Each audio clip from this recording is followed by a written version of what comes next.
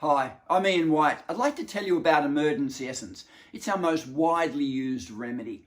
When I first developed the essences, I was a homeopath, naturopath, and I never used to mix the remedies together. I'd only give them singularly, probably the homeopathic influence. One day, a patient of mine turned up very distressed. His wife, he'd just witnessed her having a horrendous car accident in front of their house. She was in a coma, not expected to pull through. He said, I know there's something you can do for her. Intuitively, I got to mix 7 remedies together. I gave him the bottle. He came back a week later and said it was incredible. After 3 days, she came out of the coma, but he was advised that there's been brain damage. You may not be the same person you knew before. But by the end of that week, she was basically back to normal.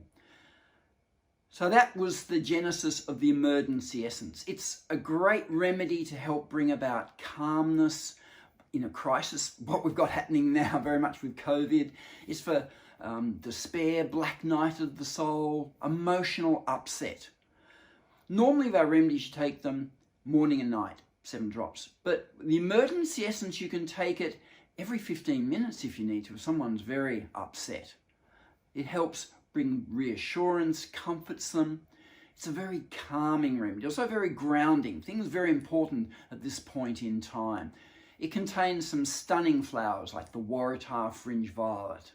The latter is a great one. It's almost like psychic protection. People who are very sensitive, picking up things from around them. At the moment, there's so much fear and hysteria. It's a great one for that.